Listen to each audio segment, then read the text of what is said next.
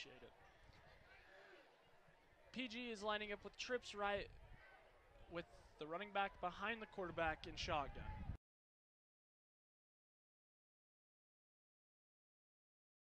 What is there? Flag or timeout? Ladies and gentlemen, if you're just joining us, welcome back into Pleasant Grove Sports Network. My name is Brendan Larson. I am Bo Lindley. And Riverton is now. It's 1st and 10. It's Pleasant Grove's ball. Once again, thanks to our sponsors, Rogers and Russell, Lee Edwards, Linford and Company.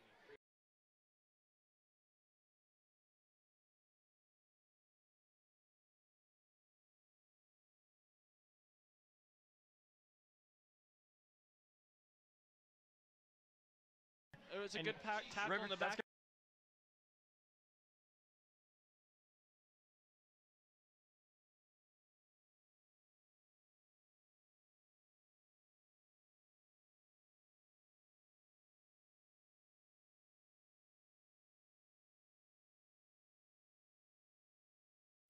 Nick hands it off up the middle. Oh, yep, hands it off up to the middle to EJ Hoover.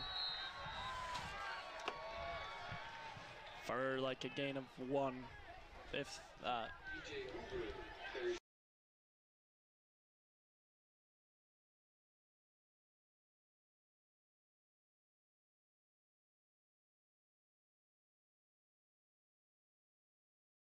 Nixon shotgun.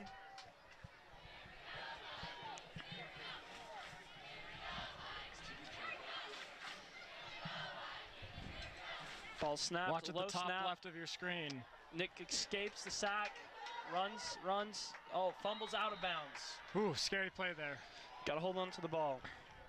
You know, if I'm Nick Ferry, I'm diving a few more extra yards. Got to get those, squeeze all the yards you can out of that possession. Like a orange. Bad snap on the play too, low. Nick bobbled Freshly it. Squeezed. Tropicana. I'm not an orange juice type of guy. Really? I'm an apple juice type of guy. That's why you have a below average GPA. That's offensive. Apple juice is just superior. Apple juice is not. Let's ask everyone in the room. Orange juice or apple juice, Brigham? Yep. Brigham is a man of culture, I see. Tanner Keith also is a man of culture by saying apple juice. This is false. Nick Staffieri in shotgun. 3rd down and about 8 to go. Confusion with the play, maybe. Changing the play up. Ball is hiked. Nick catches it, drops back, throws. Catch by number 3, runs up the field. Good play right there.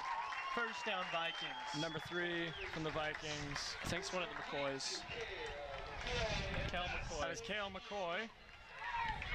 Cale McCoy's been a stud all year. He's only a sophomore. Definitely look to see his name called in the future. Ball is on the 26, 1st down. Nick is in shotgun.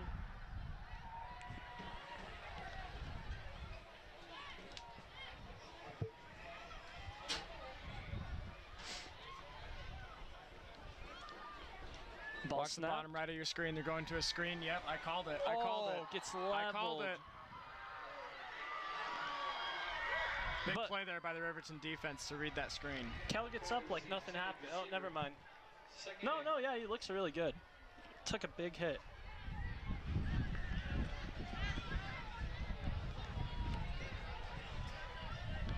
The wind is picking up, and definitely expect to see a little rain come down here on the field. There was a 60% chance. And now I According can't to hear our myself. iPhones. I can't hear myself. I bumped it. Really? All right, I'm back. Nixon shotgun.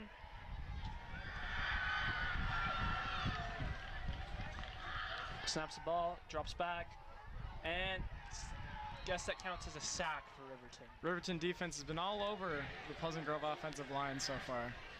Next Ferry has definitely had a lot of time to not do anything, actually. He's kind of scrambled a lot. 3rd down.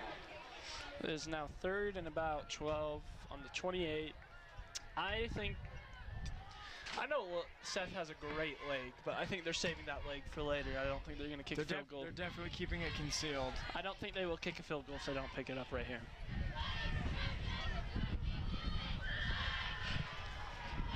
Nick is in shotgun. 2 receivers on each side.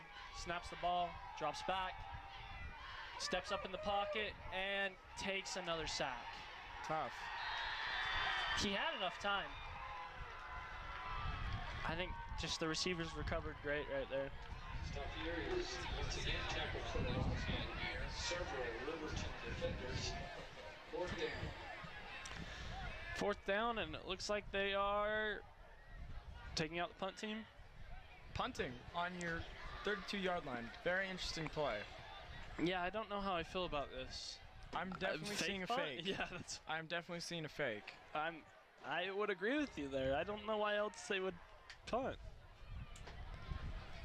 What in the world? Wow. What in the world? Okay.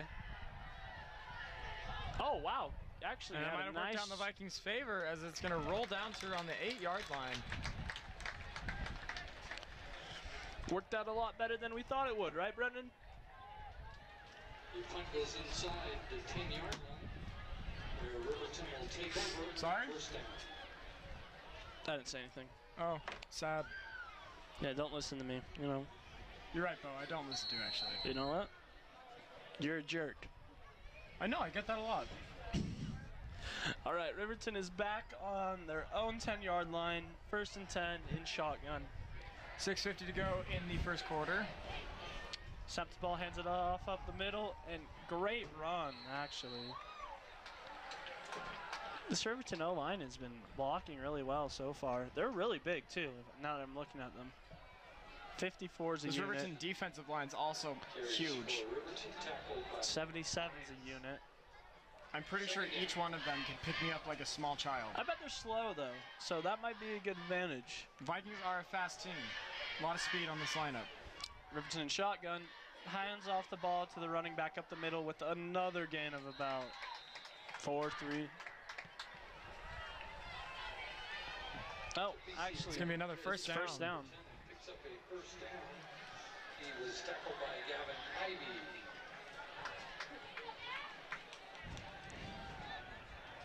Riverton's offense moves fast, which is interesting considering the size of their line. Riverton is in shotgun once again.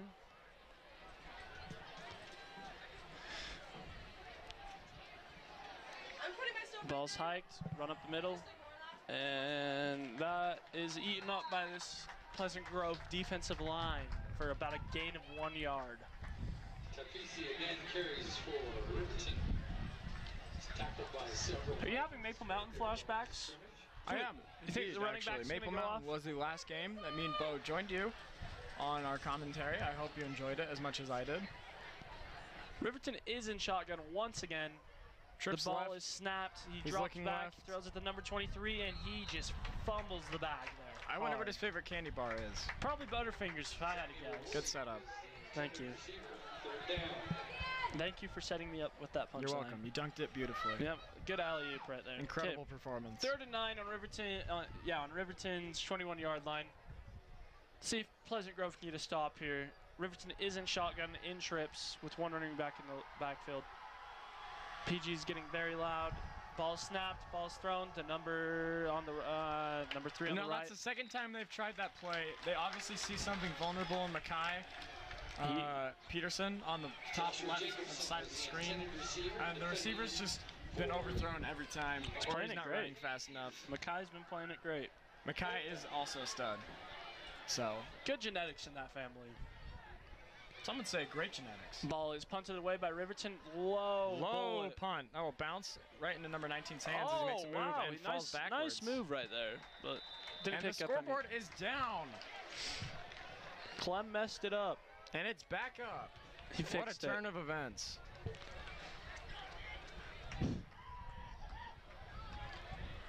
You know, when the sun's not out, I feel like my energy goes down.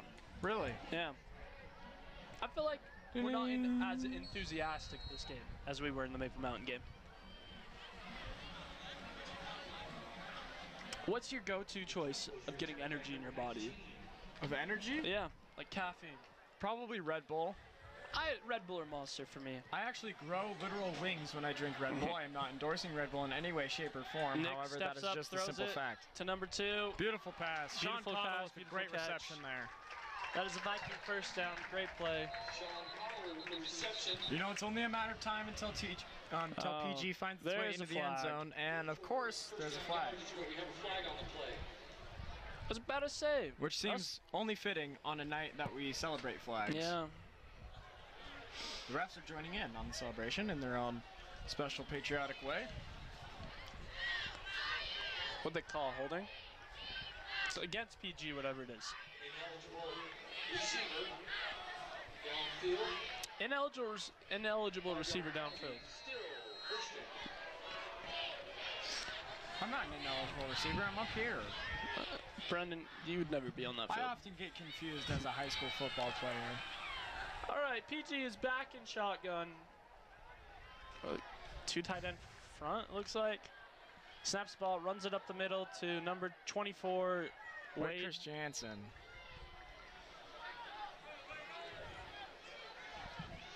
Wade Chris Jansen carries for the Vikings. He was tackled by Luke Hamlin. Picks up 3 yards. It's about 4 minutes and 20 seconds left in this quarter.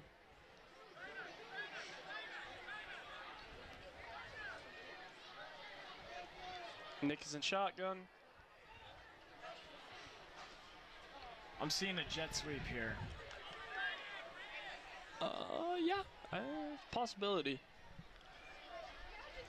Snaps the ball, drops back, gets it off, almost intercepted, didn't have much time. Nick once again under a lot of pressure. His offensive line's getting eaten alive. It's 3rd down and about 12 from PG zone 43. With 3:54 to go in the first quarter. Emerson looks like a track star down there running. Emerson is a track star, actually.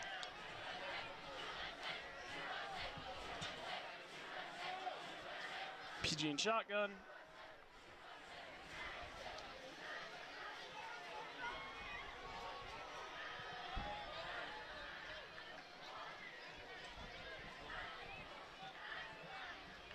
Ball snapped. Nick drops back, looking right, looking left, throws. Oh, I don't think that screen was anywhere where it's supposed to be. A lot of miscommunication tonight on the Vikings offensive side of the ball, whether it's on the line or on the play calling. They definitely got to get that figured out. Coach Walk is holding up his hands like something went wrong, which I would agree. Something did go wrong.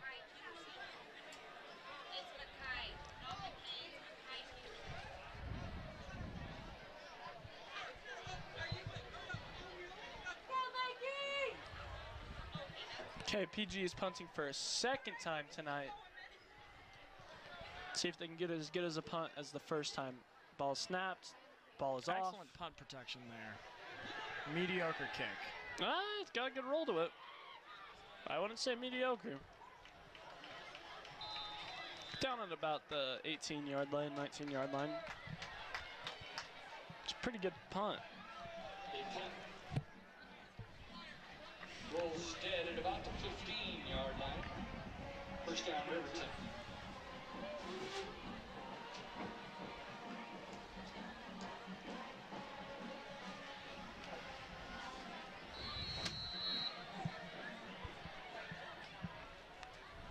First down, Riverton in shotgun once again. Ball snapped and handed off to the running back and eaten up in the backfield.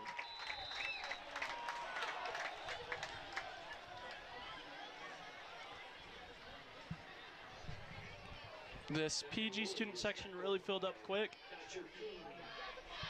For a loss.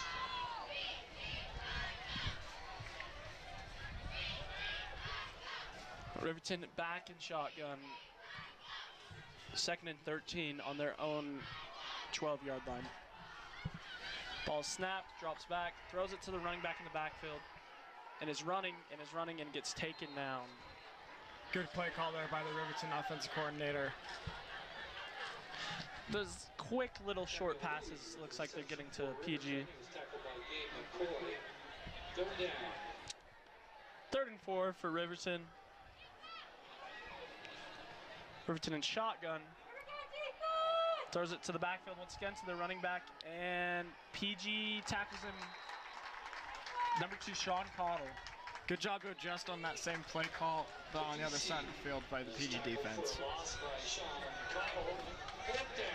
Looks like so far both of these offenses have not gotten in a rhythm or a groove. You just can't pick up yards. And you know, it's unfortunate, but like, what you gonna do?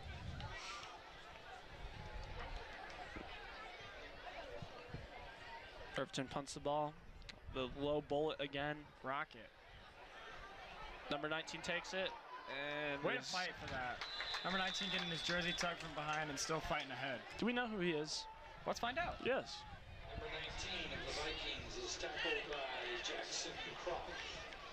First down for the Vikings at midfield. 1:54 to go in the first quarter, and this game is still scoreless. Moving pretty fast, I'd say. This time's gone by really fast. It's been a pretty good game so far. Not a lot of action. Definitely boring. I'm gonna call it for what it is, but let's hope it gets some action coming up soon. It's like the Super Bowl, the Rams versus Number the 19 Patriots. is not listed on the Vikings roster. Oh, that's great. I think he played for Bishop Sycamore. Option with Nick Staffieri, takes it and gains about 1 yard there. Not a great play call or read, but those RPOs can definitely mess with a quarterback's head. Too many options is almost a detriment. Yes. He just picked up 1 yard, second down. I don't know how much of a running quarterback Nick is. Well, if you're watching him move, he's definitely got some athleticism and pretty fast legs. I think he just needs to be a little more aggressive Nick and learn when to run. back, and it is. Oh, he gets it off, and it's almost intercepted. Almost a mistake there for Nick. This offensive line has got to protect the quarterback better, or Nick's got to get rid of the ball faster. One of the two. I think the offense gave him enough time there. I think the receivers just aren't getting open. Maybe they have to change up their game plan and call shorter passes. Get the ball out quicker.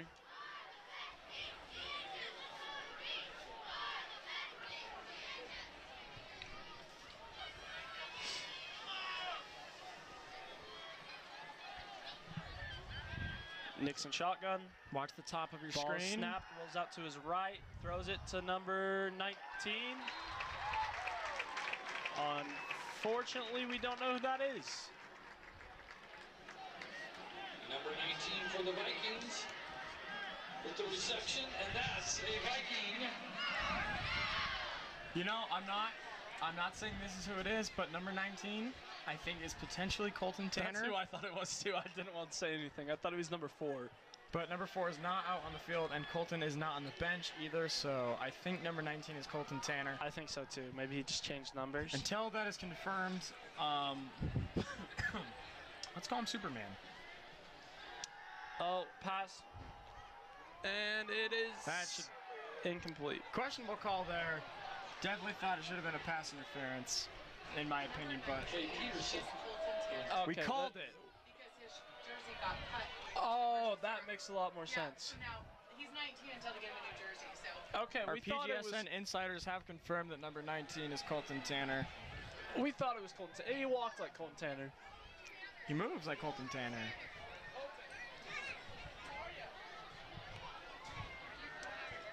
Nick is in shotgun, second down and 10. Motion number 3, Kel McCoy. Nick drops back, pressure on his right. Oh, screen pass, come on. Oh, okay, number 58. Excellent catch there by Bronco Winterton. Offensive line was not getting moving there and not making a block, and Coach Walkenhorst is getting on him for that. However, they still got some good yards. 30 seconds to go in the first quarter. I'd expect the Vikings to probably get maybe one more play, and then let the clock run.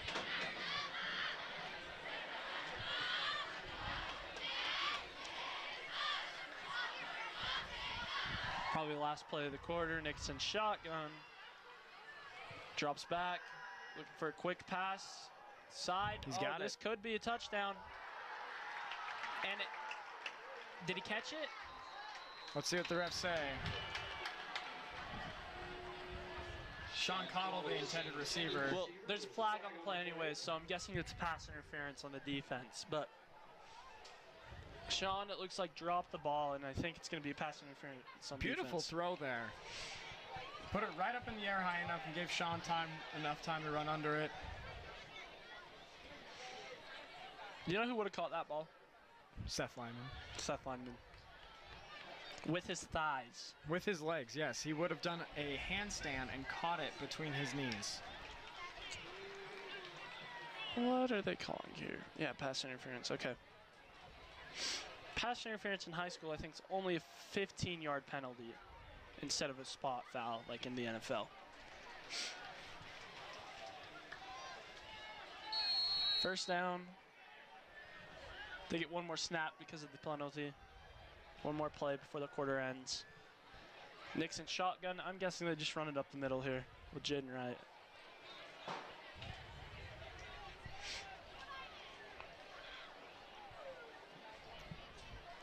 Ball snapped.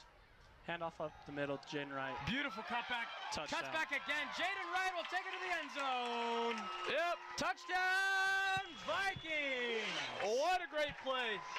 Riverton thought they were going to pass because they've been passing this whole drive. Hits him with the run. Pow. Called it, Brendan. What I say? Yeah. Run up the middle. Beautiful play call by Bo. Most important player on the field, on the team, has came out on the field. Seth Lyman lining up for the kick. Now this is really where the fine details of football come out. And that Seth my avoids goodness. the block coolly. Does He not kicked affect him that at ball all. so far, I didn't even see where it went. That ball is actually embedded in somebody's windshield in the parking lot. Make sure to go check your the cars. concrete of the Viking sign into someone's car.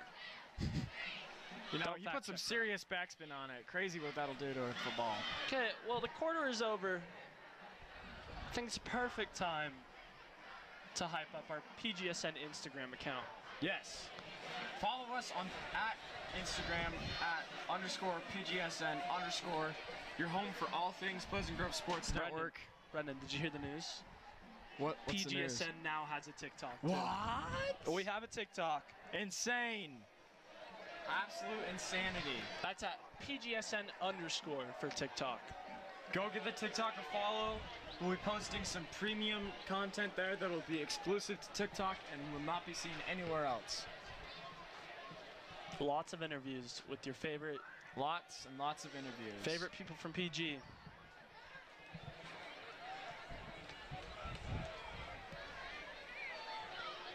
It's like Seth Lyman's getting ready to kick this ball out of the end zone. Seth Lyman with another beautiful kick. Oh, wow. He hit this one with the side of his foot, so He- it only he went did to the that on 10-yard purpose. line. And he's tackled down at the 25. Ball and Haig returns for Riverton. Cale McCoy with the tackle. First down, Riverton. There's a whole bunch of kids on the field, or on the track. not on There's the a field. large mass gathering of children on the track at the bottom left. Okay, Riverton is in shotgun. Tomfoolery awaits. Ball snap, handed up the middle, and tackled down.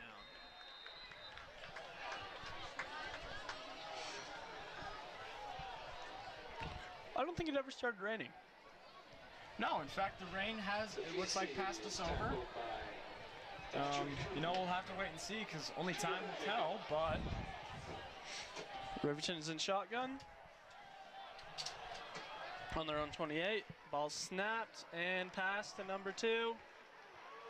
And he gets about a 15-yard gain right there on a slant. number 2 takes it like an absolute man there and continues to fight for some extra yards. It was a good play call by Riverton.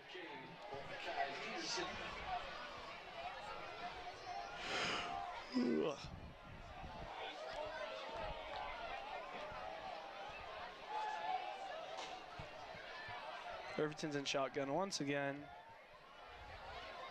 Ball snapped, handed up the middle to their running back, and is tackled for a gain of maybe 2 or 3. PG finally tightening up their defense here in the second quarter. You know, that's something we've seen as a common pattern throughout most of this season. Their run defense, at least. Their run defense comes out a little slow, but they do learn to tighten it up throughout the game. Let's hope they just don't get tired. Riverton's in shotgun once again. Snaps, passes. Oh, good catch. And it looks like, oh, he stepped out of bounds. Lucky break for the Vikings there, as that probably was not out of bounds from my vantage point. And my vantage point is the only correct one. Don't fact check that. I'm pretty sure he stepped out of bounds. Ball's at the 44-yard line. Riverton's in shotgun once again. They're moving kind of quick here. Riverton does like this fast-paced offense. They like to get the ball up and down Snaps the field ball, very drops quickly. back, throws it to the side, and oh, they called a flag on That is the 5th time they've gone to that one-on-one on the far side. They really think that that receiver is probably their only option. So, yeah. If I'm Pleasant Grove, I'm probably putting a safety on that side just to tighten it up a little. I think Pleasant Grove only runs a one safety defense, so.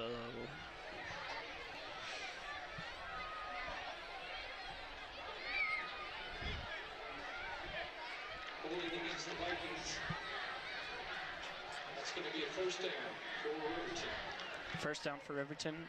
Ball on PG's 34-yard line.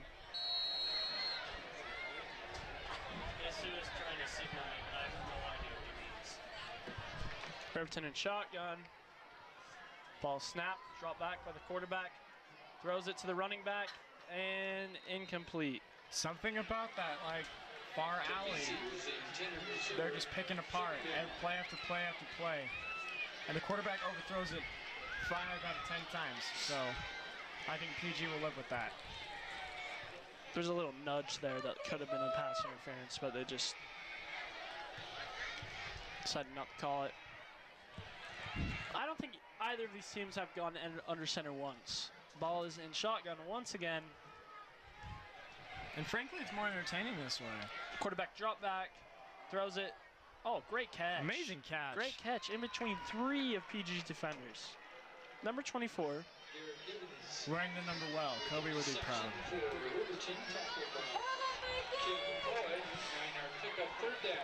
Third down and 1. You know, this they're game's gonna run a little too close for my liking right now. If I'm Pleasant Grove, I want to get Ball more is ran points up on the the board. middle, and they have picked up the first down. First down. I have a stutter. PC gets a first down for Riverton's got a heck of a drive going on right now.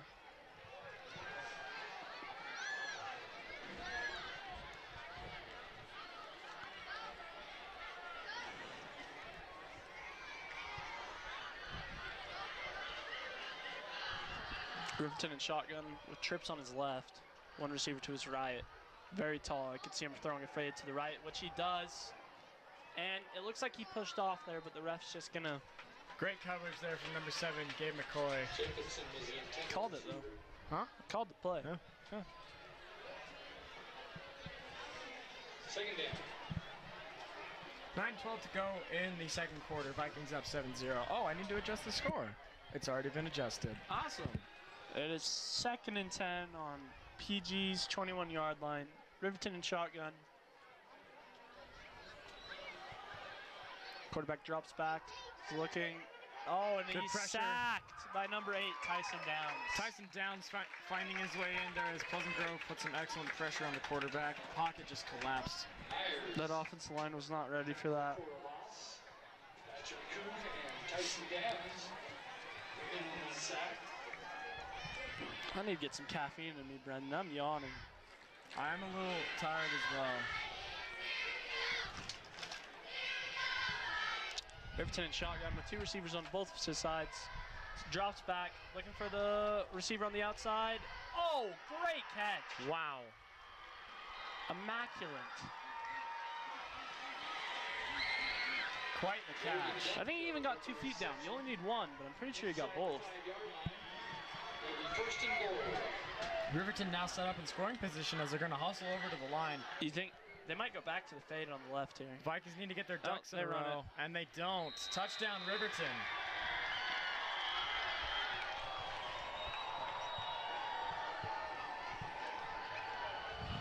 Tafisi into the end zone.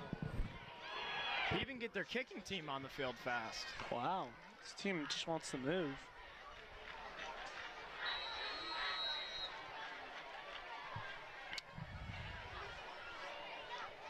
Ball snapped, and the kick is good.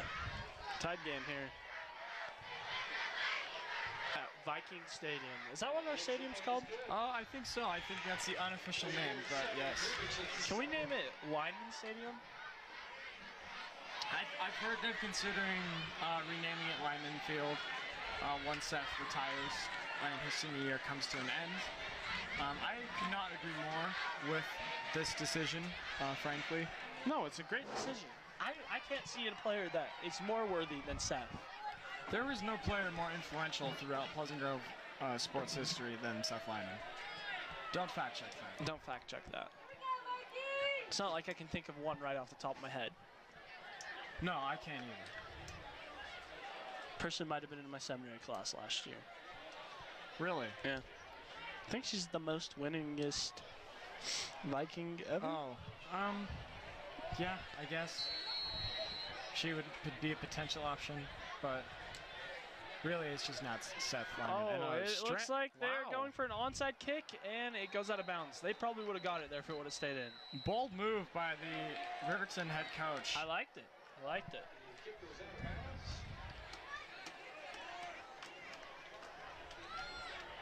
He trusts his defense enough to hold the Vikings then.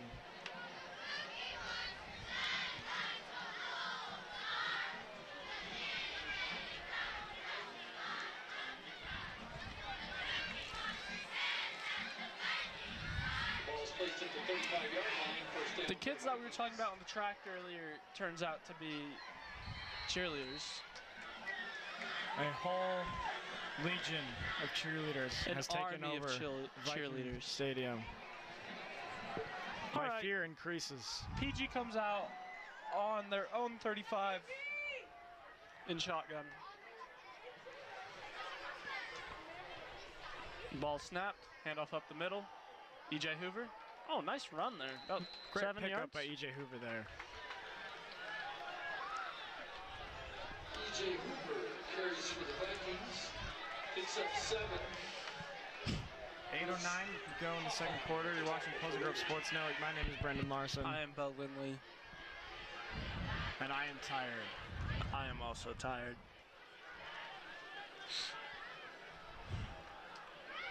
Tired of the Vikings not scoring enough touchdowns. Ayo. Ayo.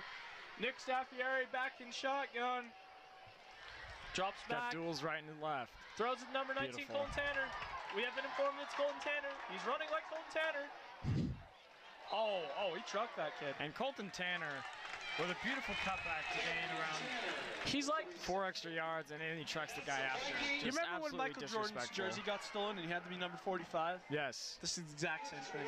the exact same The thing. exact same thing. Dude, number 19 is scarier than number 4. I would agree. It's like LeBron with the headband. Yeah. Or Joel Embiid with the face mask. Or literally almost every player with a face mask. Oh, screen pass number 19. Oh, Colton Tanner Colton throws Tanner. it. Oh, no. Oh. And he's upset. I'd also be Colton upset. wants that throw back.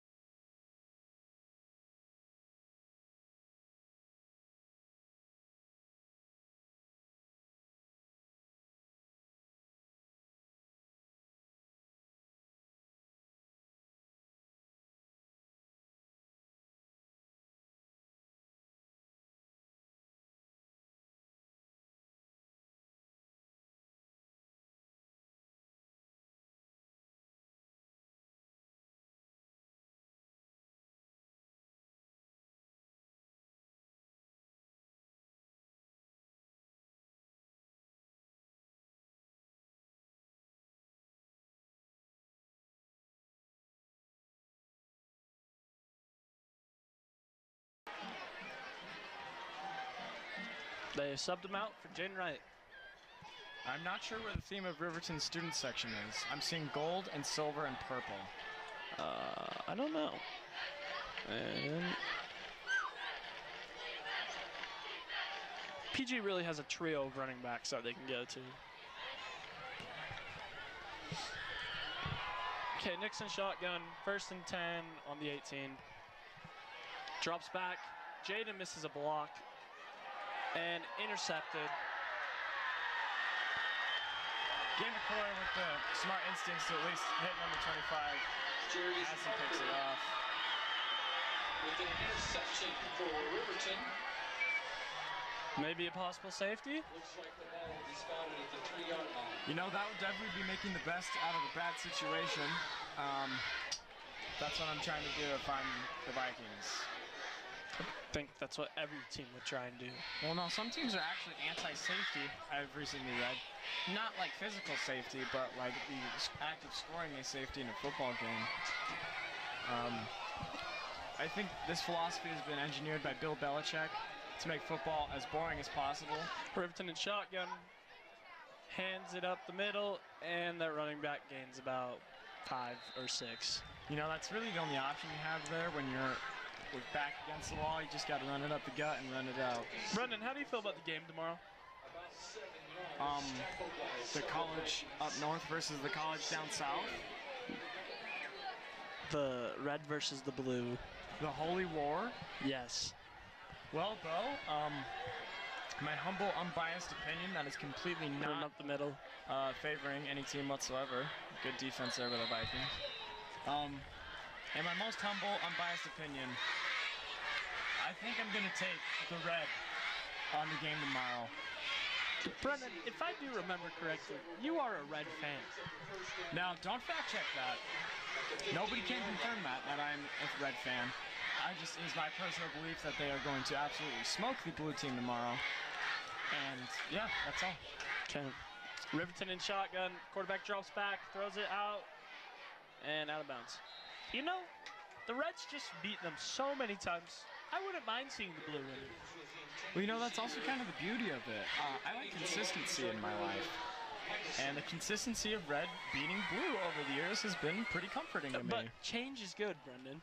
Change is only good if it's affecting something. Yeah. It's affecting a when streak. red wins, it only affects me for the better. Okay, it improves Riverton my in mental shotgun. health. Run up to middle.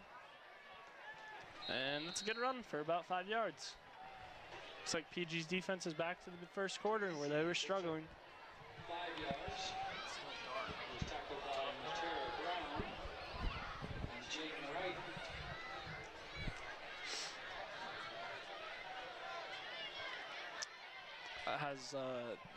I heard, you know, the blue produced a first round second pick in the NFL draft last year, right? However, he did go to the worst team in the NFL, and I expect him to be a bust. And it's a dropped pass. Gabe McCoy with some great coverage there for the Vikings. I don't remember him going to the Kansas City Chiefs. Oh, that's really funny. Also a shot at me because I happen to be a Chiefs fan as well. Yeah, you know what? That was a shot at you. And you know what? That's fine. It's better than whatever NFL team you like. Riverton punts. It's another line drive. Colton Tanner gets it. Oh, Right this in his could be a breadbasket. touchdown. He got it. He got it. Touchdown. Number 19, Colton Tanner. He's happy. I'm happy. We're all happy. I'm actually pretty happy about that. You know, number 19, Colton Tanner just got a place in our hearts. You know, he's just such a weapon, and it's so good to have him. Honestly, those line drive punts are better for us. It gives the defense less time to go down and hit someone. It's awesome to have Colton Tanner back. He's absolutely been killing it this game. Seth Lineman. Now, I know we may disagree on red versus blue, but we can all agree that Seth Lyman is true. Number 1 in our hearts. And number 1 on the field. Wow. That's some height. As every time he has been millimeters away from getting these kick blocked. And Man's somehow unfazed. Ice in his veins. Seth Lyman's kick is good. Fate of the world. Who do you want kicking a field goal out of anyone in this world? With the laser beam death ray pointed at the earth, I'm taking Seth Lyman. Yep. I'm glad you picked up on what I was trying to do there. That might have been one of the worst takes in sports media That's history. why you got fired. Max Kellerman from Sports First Take, actually. See, Tebow's on First Take now? What? No, Tebow's on something with Stephen A. Smith. They would never put Tebow on First Take. No, he's like every Friday he debates with Stephen A. Imagine being married to Stephen A. Dude, Stephen A. I think is the most paid sports analyst in the world. like, I think. Bro, he's rich. Being married to him, you'd have to agree with him on some things. I'm sure his headache. wife is more debated than him. Oh, probably. Seth Lyman boots this downfield Incredible. through the end zone for a touchback. Amazing. You know? You know what I realized with this Riverton team? They're actually pretty tall. Yeah. Really impressive. Good genes on this Riverton team. There's few things that are as simple and as beautiful in life than a Seth Lyman kick. For me, honestly, it's witnessing the birth of a child and watching Seth Lyman kick a football. No, witnessing the birth of a child's not fun. And EMT class really did it Your to life me. is complete at that point. No. Riverton and shotgun. Oh, pass to... Oh, that's like a push-off, and he's going to call it, I think. It's going to be... I'm not sure, but for what it looks like, it's going to be an offensive pass interference. Let's see what the refs discuss here. There is a flag on play.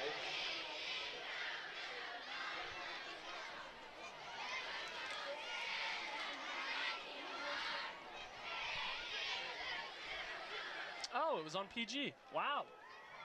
Really? That's kind of... The controversy continues. Interference against the Vikings. And that's a Riverton first down. Maybe I'm blind. 35-yard line. Big possibility. All right, Riverton and shotgun. Quarterback hands it off to the running back. Oh, wow. That is a good hit. That is tough. That running back's really big. He is an absolute unit, confirmed, yeah. Three Vikings in on that tackle. Riverton and shotgun once again. You know, this PE student section's been really lackluster today. There's so many of them and they're so quiet. Riverton throws it. Oh, Amazing throw. and he's gonna run. He's gonna run. He makes a move. Flag on the field. And Let's see what touchdown this one Riverton. says. Walk is fired up. With the reception. Chuck Walkenhorst displaying an anger that has only ever been seen before in the movie Gladiator. Wow. Or The Incredible Hulk. Take your pick. Wow, that is a angry man. And Riverton strikes back in a small amount of So time. I'm guessing the flag was against Pleasant Grove. And you know what? If we're in for a blowout, I'm all for it. Brendan, Barn it's burner. literally a tied game if they hit this. I meant barn burner. Oh, okay? I was about to say a blowout. It's been a long day. Kick is up. Kick is good. Can we get like Red Bull to sponsor us? Oh, I don't know if we can say that on there. Or can we get the one energy drink with the wings? Yes, that's better. Okay. 14, Riverton 14. So this game's all tied up, and honestly, my hopes for Pleasant Grove's football season are keep going down the drain. Or that one energy thing Oh, yeah. that is named after the things that hide in your closet. Yes. Or under the bed. They are found many places. Yeah. The concession stand is open. Are we accepting sponsors? We're not sponsored this year. If you're interested in sponsoring us, DM us on Instagram @_PDSN_. Or contact our TikTok account. That too. I'm expecting an onside kick here. I don't think they will. I think PG would be ready for it. Yep. Normal kick. Number 19. Colton Tanner. See if he can take another one. And he's Colton running. Tanner taking multiple hits and still on his feet. And forward progress is going to stop. Tanner returns for the Vikings.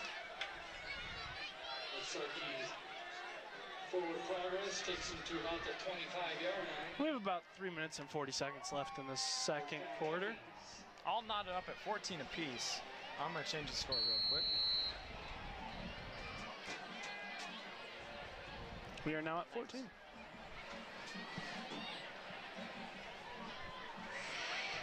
PG's coming out here with like swagger in their walk. A lot of swagger on this PG team. A lot of swagger. Hey, especially the kids that are hurt. Run up the middle, EJ Hoover. Good to see EJ Hoover get some touches on the ball. You know, he's a great kid. Awesome student. Works hard. Yeah, and, you know, he works hard on the field, too. Last year on the JV team, he didn't get much playing time. Yeah. So, worked hard. Do anything. I worked hard, and I am broadcasting this game right now. I worked hard. Never. No, I'm just kidding. This is the easiest thing I've ever done. I mean, the only thing that could possibly be easier is beating Bo in the long run. What? Nick drops back, throws it deep to number 3. And wow. Wow. 25 with an interception and a pass breakup. He is fired up today. Wow, that was almost big. You know, Brendan, You know, speaking about things that are easy, beating you in every Wii Sports game possible. now I want to clarify that you did not beat me in every Wii Sports game possible. Okay, I beat you, and then you whined, and we had a rematch, and you beat me. I felt bad. I didn't whine. I just protested my case. Nick and drops back, rolls out to his left, throws it to intercepted actually. Number 21 on Number Riverton 21 on throws the it. other team. Oh, wow. Fumble! Ball's out! Oh, wow. What a turn of events. And the ref runs in there, clearing it out like a WWE dog pile. Pandemonium at Viking Stadium. And that's gonna be Riverton another has it. Pleasant Grove turnover. Chaos is unfolding in Pleasant Grove at the mouth of Battle Creek Canyon. Yeah, I don't know what got into me there. Sorry. You could do your Scottish accent. No. That might offend people, actually. Don't My do Scottish accent is too vulgar for the All right, Riverton in shotgun. Trips. They are getting ready to go down and score. Drops back, throws it deep to the left once again, and an amazing catch once again. This Riverton team is eating up our corners one-on-one. You know, this Riverton team,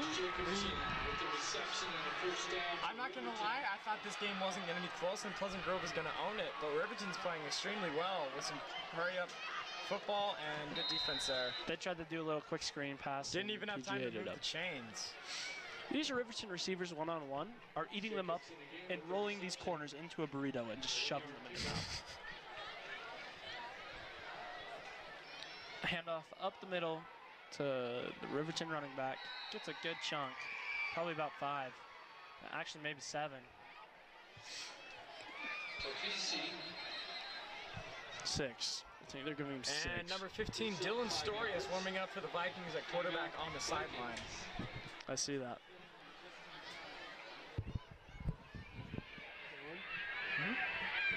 I believe so, that is Dylan. I could not imagine what other player that would be. Devin Jensen? Devin Jensen, bless his soul, moves to St. George to pursue a career Don't tell me in that. taxidermy. Don't tell me that. Jake Jensen? Jake Jensen is currently serving a mission No, he's For- back. He's back. a religious organization. He's back. I think he got married. Really? Yeah. Oh, then he's not serving a mission. I just said he was back. Yeah. I think he got can't hear married you to in his, my headphones, his high so- school sweetheart. Adorable. All right, 3rd and 4 to go The circle of life. on the 5-yard line. I can't imagine. They're either going to, I'm guessing they're going to throw a fade to the left. Dude, that's one-on-one. Oh, they ran it up the middle. Actually, no, I should have guessed that. They're just going to run it the whole time. DC inside the 5. This Viking student section's missing some juice. Timeout Vikings. You know the juice is loose. The juice will be loose at halftime when I go down there and give a speech. Speech. Speech. Brendan, who gives the best speeches?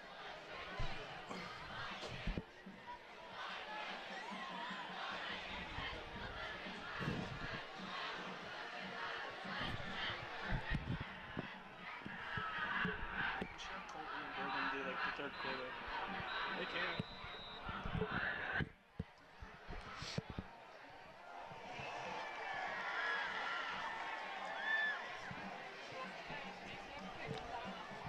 Score is 14-14 with 1:53 left in this second quarter. Super exciting game so far. It actually has been, you know? Both teams are trading punches back and forth. We love to see it. Okay, Riverton and shotgun, fourth down. They hand it up off the middle, and they stuff him, I think. And Pleasant Grove's D-line will stuff that like a turkey on Thanksgiving, and they're saying it's a fumble recovery. Oh, wow. Wow. And that'll be a turnover. What a turn of events. What a turnover of events. And speaking of turning things over, I will be turning over my commentating position to the one and only Colton Bayless. I'm also giving mine up momentarily to the one and only Brigham Ray.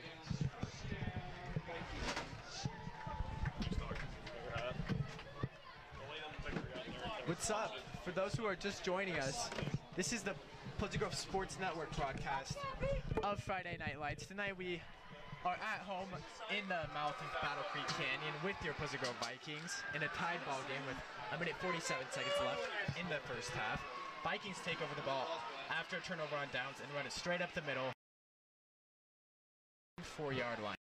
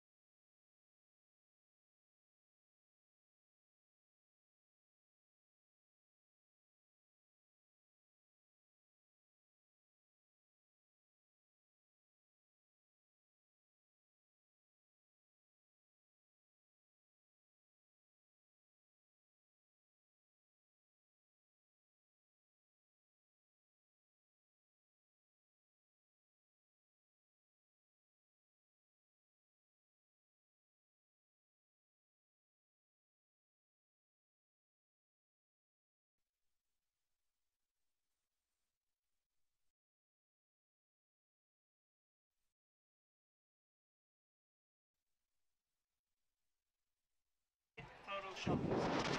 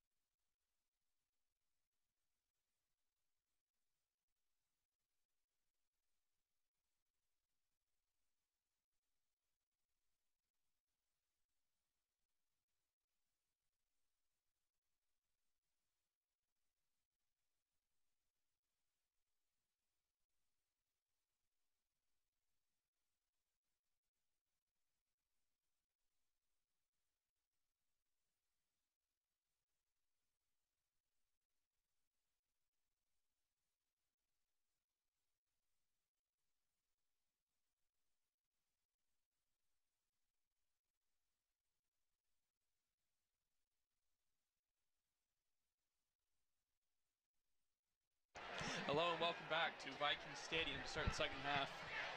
That was a pretty cool halftime show, not gonna lie. Yeah, that was awesome. That was a cool experience. We got to see one of my personal heroes, Sandeep from the Friends gas station. Yeah, he is always helping me out. I probably visit him at once a week at a minimum to partake of his Yeah. soda, and it never fails to deliver. I probably see him more with my grandparents, gonna be honest. We also saw Jimmer Fredette, but that's besides the point. Jimmer Fredette was also here, and we had a Jimmer sighting, but yeah, he's cool. Yeah, he's alright. Great guy. No, we love Jimmer here, as everyone does. Always want to promote the Choose Kindness Club. Make sure if you're out there, choose kindness. Agreed. Short kick, bounced at the 10-yard line, picked up by KT, taken to the 17-yard line. It'll be Viking football down 2. Entering the field for some of his first, I would say his first reps at a big stage probably in varsity football is Dylan Story, sophomore quarterback. You know, I was on the field when he played his very first snap. We were up 40 points, but Since last year. yeah. We'll drop the snap. That's all right. Make something out of nothing. Long way to travel to get back to the line of scrimmage. You know, in backup quarterback Pleasant Grove history fashion, he fumbles the first snap of the game, Yeah. as has the backup quarterback the past, I would say 10 years. As is custom. Yeah, it's just default. All right, he should be fine here on out.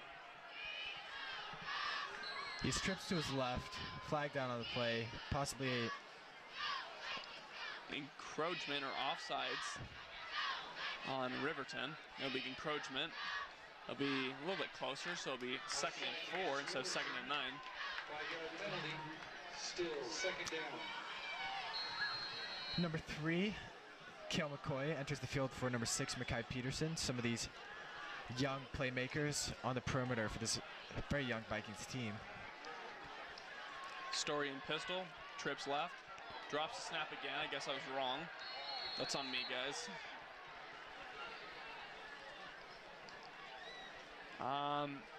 You can't really be doing that.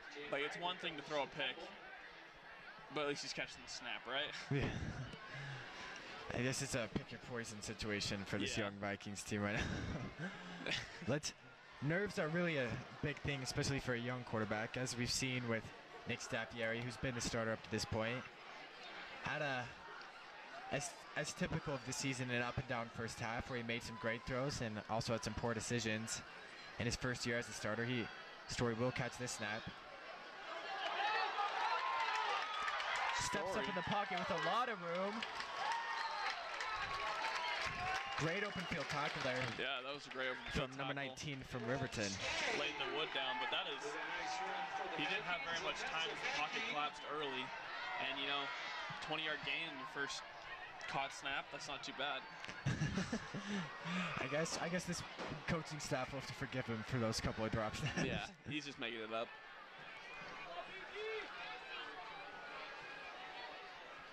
Trips right, and the pistol. Handoff Jaden Wright, goes up the middle, trucks a defender, stiffs arms another, steps over him. Huge run by Jaden Wright. Great physical run from Jaden Wright, who we've seen. He's had a lot of touches these early weeks. However, they've played some great defenses these first weeks as well that have kind of corralled him. He's had a lot of touches, a lot of yards, and a couple of scores. But that's really probably the most physical, Yeah. I'd say, we've seen him run at this point, and it's good to see him run with such an energy. He's definitely Pleasant Grove's best power back. He hands off to EJ Hoover, who cuts back.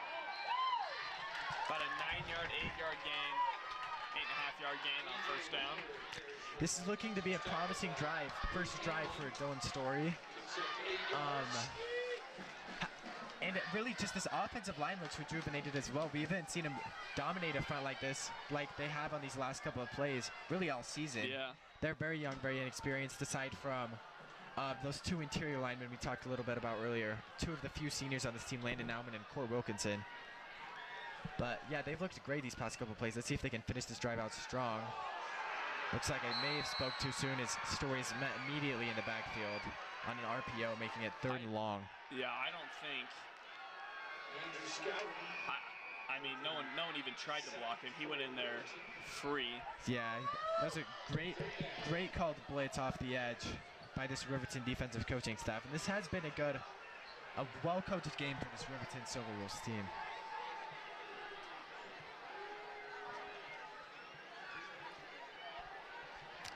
The Vikings will go 4 wide with number 14, EJ Hoover in the background, a pistol formation. Looks like Riverton wants to bring a corner blitz off the edge. Looks like Story spotted it. And they will blitz. Great pickup there. Has time. Miscommunication there on that route, though, and it'll be incomplete. Unfortunately, Mekhi Peterson, number 6, has been on the end of a few miscommunications tonight, as the Vikings are forced to punt on Riverton's 41-yard line. 4th down. Another point to note about this game is the Vikings are missing their long snapper. Long snappers aren't typically talked about. They kind of get down and do the dirty work, but a very important position. That was a good snap there, but yeah, number 29, their typical long snapper is out with an injury to a Wolfgram. So let's see if he's okay, and let's keep an eye on that.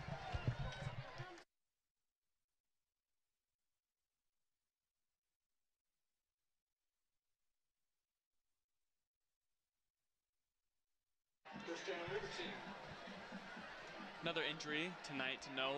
Cove Warner had a injured shoulder and will be sidelined for the rest of the year, which is really unfortunate.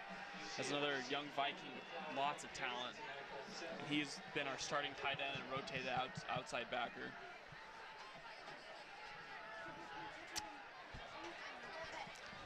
This will be the Silver Wolves' first drive of this second half, and they'll start with a run up the middle. Great meant defense. for a minimal gain. Good to see the coaching staff go over and talk it over with Dylan Story after an up and down first drive, as is typical for this Vikings team. And it's also great leadership to note Staffieri going over there and giving him advice and comforting him as well. Here's an option out to the edge. Great tackle by Gavin Ivey. Took on the lead blocker, forced him outside, made a great tackle. Gavin Ivey, another one of these few seniors on this Viking team, and a playmaker at outside linebacker, one of the few returning starters as well. And he was named a captain for his on-field and off-field leadership.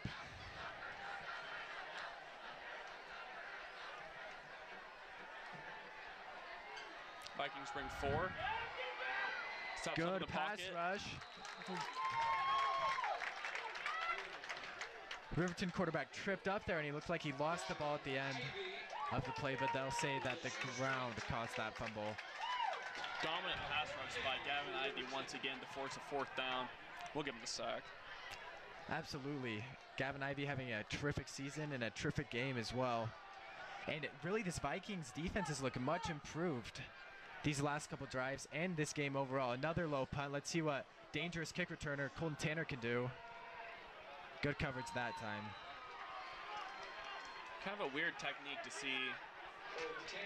At this point, you think he's doing it on purpose, but all of them have been low and end over end, which, I mean, if they don't catch it, it's awesome. Very effective. Very effective. But if they do catch it, It's, yeah, that's the issue. yeah, as we saw earlier, Colton Tanner, an explosive playmaker, and you have a lot of explosive punt returners here in 6A football. They can take those.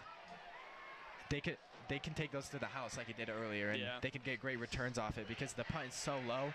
The ball beats the punter's punt coverage team to the ball and gives them more space and more time to operate and try to get a solid return back. Split gun. Hand off to Jaden Wright, who gets stood up for a gain of 1.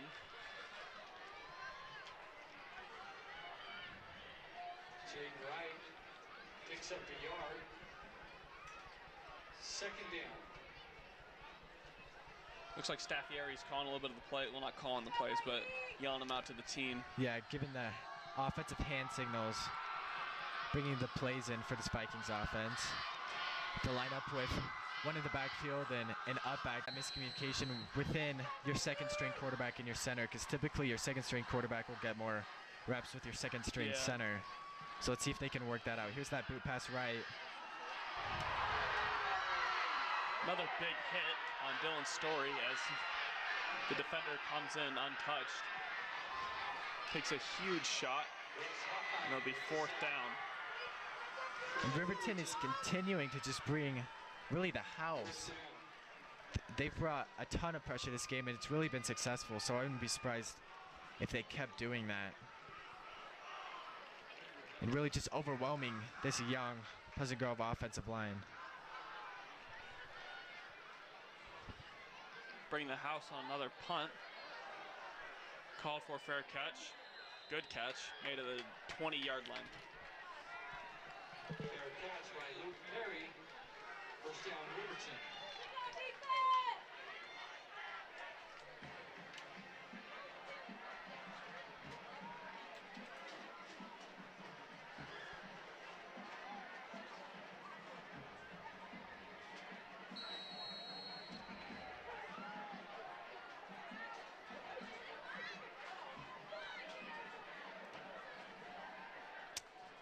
Riverton will line up 3 receivers out to its right, 1 into the boundary. Look for them to attack that boundary again.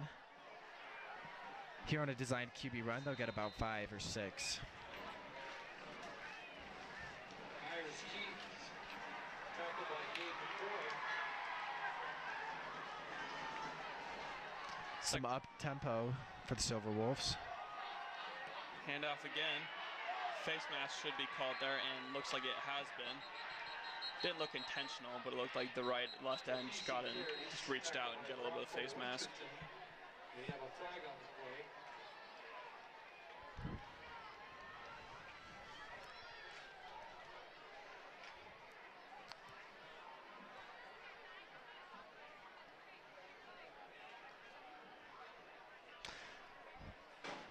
Looks like face mask is the call. They changed it a couple years ago from a 5-yard and a 15-yard to just one 15-yard, which it makes it easier for the refs to call, but the 5-yard was an incidental grab.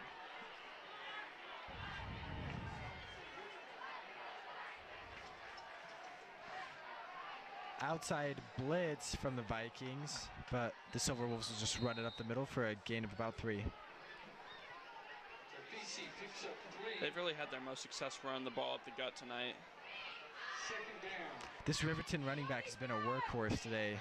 Number Yeah, he really 35, has getting been. a ton of carries and having a lot of success with it. Great pressure again from the Vikings as Jaden Wright comes off the edge and lays a heavy hit on the Riverton quarterback. He came really untouched, back-to-back plays there. Quarterback for Riverton is still down.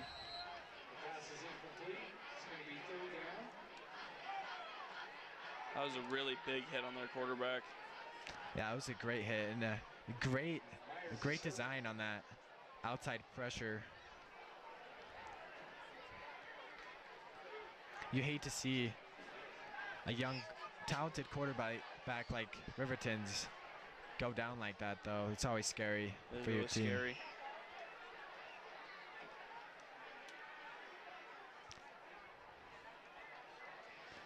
Your Pleasant Grove Vikings this year have gotten off to a rocky start. They've started 1-3, which is not exceptional, to say the least, especially in the preseason. The Vikings are part of the most difficult conference in all of Utah football and ranked top 10 in the nation even in Region 4 and 6A, considering the powerhouse is inside Region 4. You have Quarter Canyon, who hasn't lost a game in 4 years. Since Zach Wilson. Yeah, alma mater of number 2 overall draft pick Zach Wilson, and then you have Lone Peak, who's always competitive. Skyridge AF, who returned really every run of their offense, is always dangerous. And typically you see a very talented Pleasant Grove in the mix as well, especially coming out of preseason. But this year, Pleasant Grove is just so young, as we talked about a little bit about earlier. And first-time head coach, Taylor Walkenhorst. It's just been really a learning experience for everyone. And there's a lot of talent and a lot of potential on this team. And you can't really fault them for losing to. No, you can't. I mean, this has been the most talented preseason they've played in a long time against Orem and a very talented Brighton team, talented Wasatch team with their quarterback there. Another outside blitz from the Vikings. The quarterback will step up, and he has space. Looks like that'll be enough for the first down. Great scramble from their backup quarterback. Cody Burton runs for Riverton for a first down. Gabe McCoy. And everyone's always had questions about the Viking football team, but usually, like, especially 2 years ago, there's a lot of questions coming in after losing the semifinals games, like, oh, like, how are you guys going to do? And we went out there and we went undefeated in preseason. And really went 2-3 in region play, including a huge upset against Skyridge that year. Huge upset. So the Pleasant Grove team, especially their defense, has been very competitive the past couple of years. Last year was a difficult year considering COVID and everything going on there, including phenomenal head coach Mark Woon's final year. Yeah. There's just a lot of question marks surrounding it. And there's a huge blitz once again from Jaden Wright, who's been a menace in the backfield on this drive. Jaden Wright with the sack for the Vikings. A lot of design blitzes going towards Jaden Wright's way, and you can see why. No, I think this will be a great fit for the Pleasant Grove culture in the future, especially with Taylor Welkenhorst, who's a super energetic young coach, and I think he'll do a great job of re-energizing this program that has been very competitive, but they haven't, aside from that 1 year, they haven't made a lot of deep playoff pushes. No. He reminds me of Sean McVay. Yeah. Hopefully he can perform like it. Ooh. Rare drop there from Riverton wide receiver number 3, who's had a phenomenal night. You hate to see it. Yeah, that'll make it 4th down. That'll make it 4th and 14 for the Silver Wolves on Pleasant Grove's 38-yard line.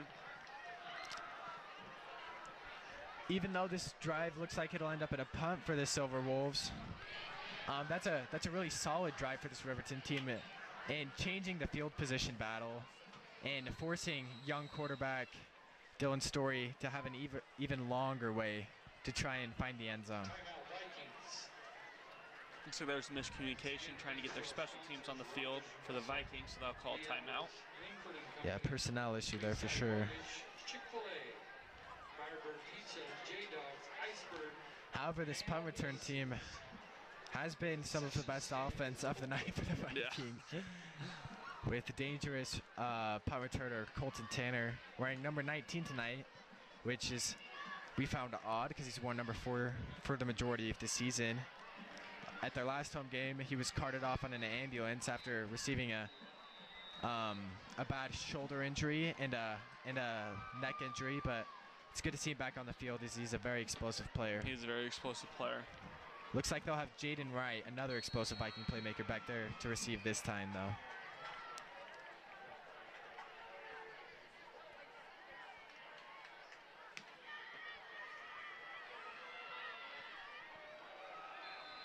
Very good punt from the Silver Wolves as he'll take it down on a 6.5-yard line. Punt goes out of bounds to 7-yard line. The Vikings football with 3:17 left in here in this third quarter. Very defensive third quarter here tonight as we've seen no scores. The Vikings started off with the ball, I believe, and they punted after a promising opening drive and then forced a 3-and-out, and then ever since then it's just been back and forth punting. Vikings will have a bunch formation out wide. They'll run the ball up the middle. And looks like he'll be tackled by Landon Nauman. Does look a little bit shaken up on the play and will wobble off, replaced by his twin brother. So you can't tell if it's an upgrade or a downgrade. You guys make the call. McCoy twins, very talented young players. Handoff inside. Taken down by Jaden Wright and Thatcher Kuhn and Landon Nauman. It's been a very physical running back, as we mentioned earlier, for the Silver Wolf team. Very physical.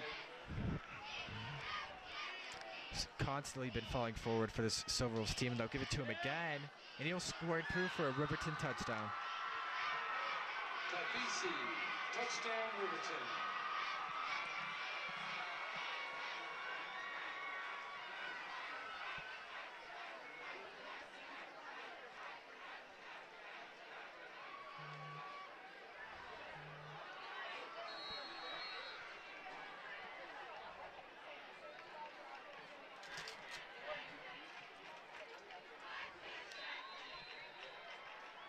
Extra point is up and good for the Silver Wolves, who would take a two-score lead. The extra point makes the score Riverton 23, Vikings 14.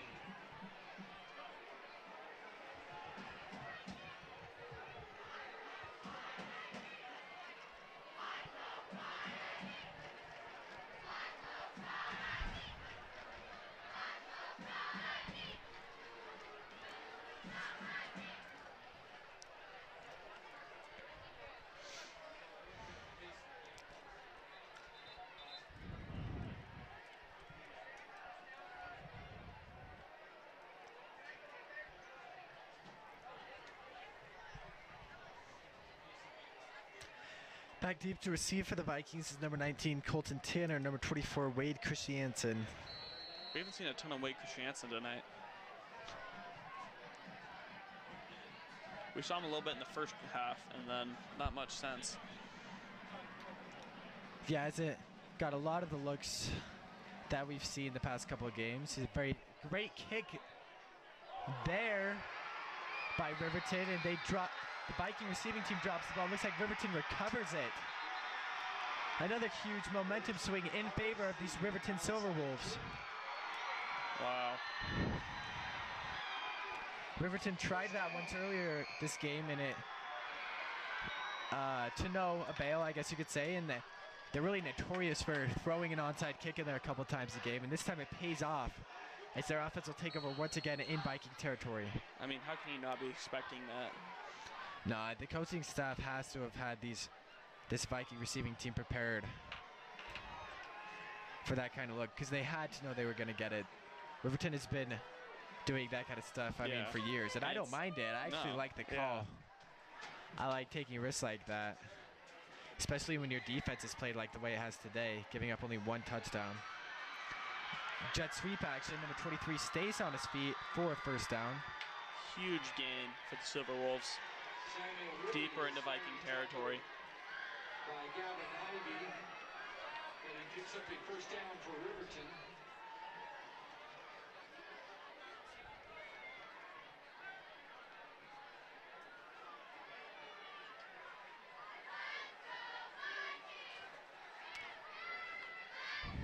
Jet sweep motion again, and they'll run the ball up the middle this time.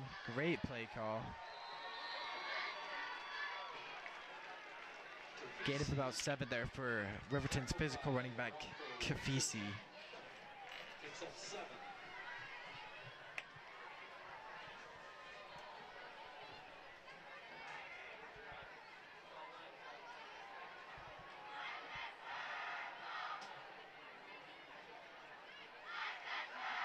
Handoff Kafisi again. Great tackle by Court Wilkinson. Seems like after no time at all, the Silver Wolves are facing a 4th down and about 2. Tackled by several Vikings, including Thatcher. I believe, oh, my mistake. It's only a 3rd down, so I believed the first play didn't get enough yards for a first down. That'll be 3rd and very short for the Silver Wolves.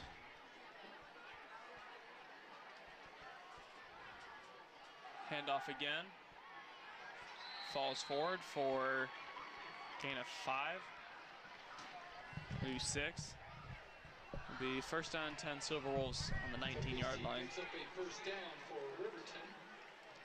Looks like they'll run out the 3rd quarter, and we will step aside and see you back in the 4th.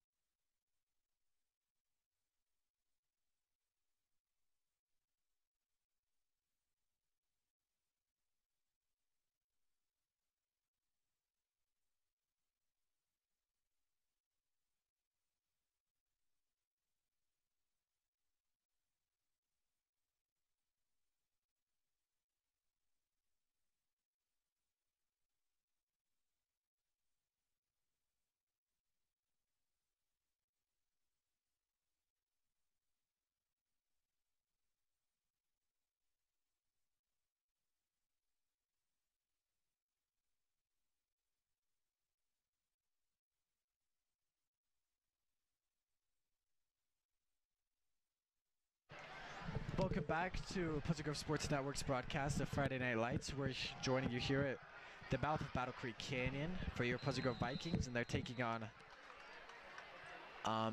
the Riverton Silverwolves. The Silverwolves lead the Vikings 23-14 at the start of the fourth quarter and are driving well within the Vikings red zone. The ball at the 11-yard line, it'll be second down and 8.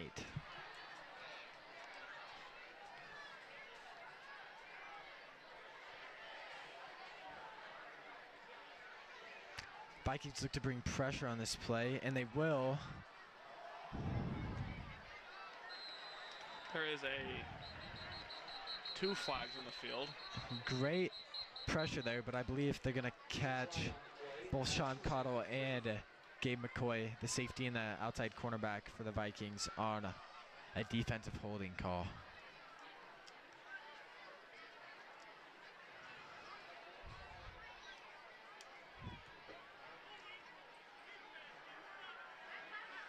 It's flag called on Gabe McCoy to move the ball to the 6-yard line.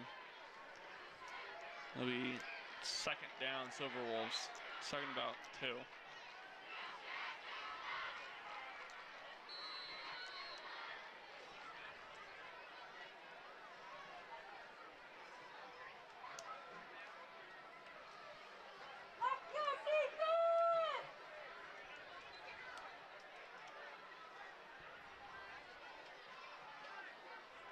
Snap taken.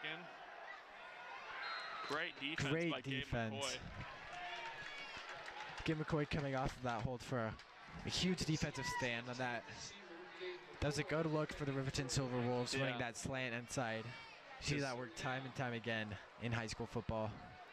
Quick snap, run up the middle for another Riverton touchdown. Flag is down on the play.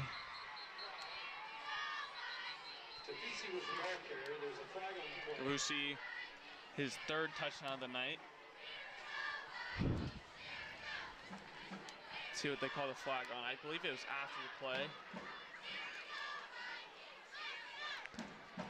The ref will consult the Vikings head coach Taylor Walkenhorst.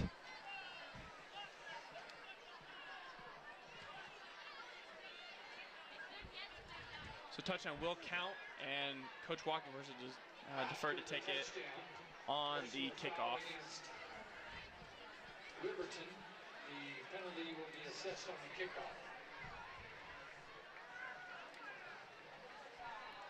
kickoff. The one fault I would have to say on this Vikings team, we know they're inexperienced and we know they're young. And we do know they have a lot of talent. We've seen flashes of greatness from them. But it's difficult to feel like that as soon as something bad happens against the Vikings team, it kind of falls apart. It's like a flat tire. What's that? It's like a flat tire. Yeah, absolutely. It seems like in every game they start off strong. They've had a touchdown in their opening drive almost every game, and it's been close throughout the first quarter.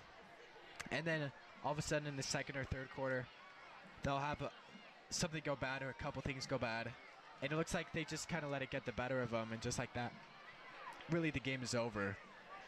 And then they get into impossible positions like this where they're down a couple scores, and their young quarterback, who for most of the season has been Staffieri, just tries to force the ball downfield as soon as they get behind and try to do a little bit too much, it seems like. And then they just fall further and further behind. Exactly. And then I feel like the quarterbacks, either Staffieri or Story, whoever gets into the game ends up trying to force it because they have to force it. And because at that point they're behind. Yeah, at that point they're behind, and then they just, I don't know.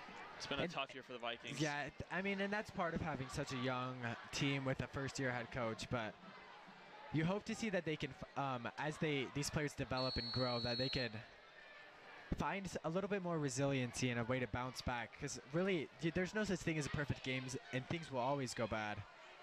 And if this team wants to make some noise in the long run, which I believe they can, and most people in the community believe they can, they're really going to have to find that at some point and channel it from somewhere. Colton Tanner stumbles after an awkward I don't even know what to say that there. Yeah, Return there. it was I just guess. a low kick, again, used by Riverton. This time used to their advantage as Colton Tanner fumbles. Yeah, I don't Puts know. himself in an awkward Yeah, position and exactly. because of its stumbles. The Viking, Pleasant Grove's finest in their student section, trying to make themselves known. The PGSN's finest.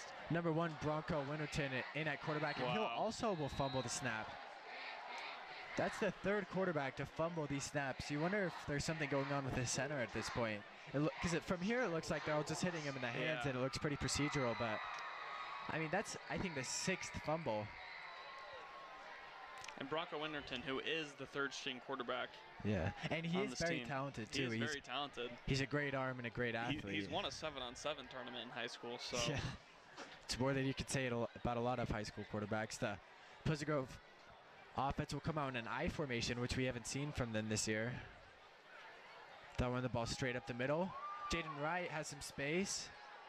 Slips out of 1 tackle and is eventually corralled after a gain of about 8, but there is a flag down on the field. I do love the play call coming out for the Vikings because they haven't had any success throwing the ball because they're just bringing 7 every single time. So you have to change it up a little bit. That's the first time we've seen I formation this year from the Vikings. Yeah, and I like it a lot too. It throws the defense off guard a little bit and allows you to get more big and physical inside the box against this Riverton front 7. Looks like the false start will be the call. Oh, Make that an illegal formation. unfortunate call. And you do see that a lot. Coming out in I formation, the first, play of the year in I formation, you have to have 7 people on the line. That'll make it 2nd and 25 for the Vikings, and they'll pound the ball right up the middle again. Number 20, Jaden Wright tries to bounce it. Looks There's like no he never whistle touched called. the ground. Gain of about 5. Looked a little bit risky for me. It looked like an inside zone, and he bounced it, almost taking down for a safety. Good athleticism.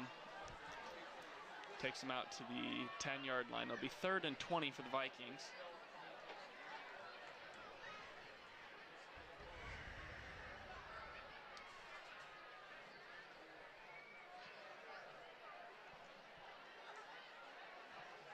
Lining up in the I formation again. Met in the backfield this time is Jaden Wright. And it looks like they'll catch the right tackle, Kyler Frankham, for a late hit there, playing after the whistle.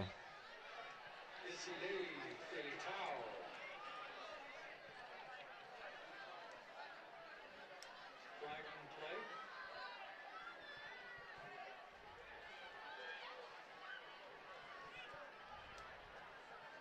As it stands right now, it'll be 4th and 20 for the Vikings. Looks like the Viking punt team will come on.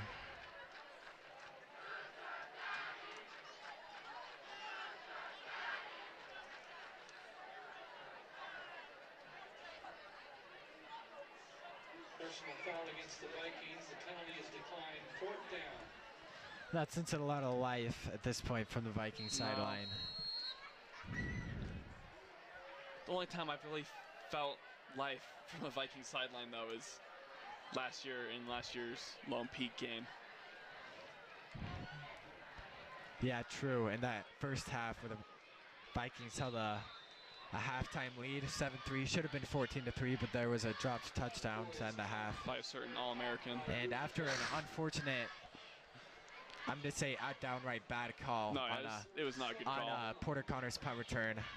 It should have been interference with the punt returner, but instead they called it a fumble and gave Lone Peak the ball well inside of the Viking red The zone. best part about the entire play was Riker Scow actually ended up with the ball, but they still gave it to Lone Peak. Yeah, that was all-around bad call. Yeah.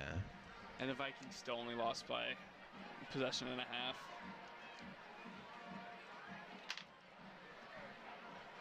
.9:05 left here in this ball game. Riverton leads 30-14.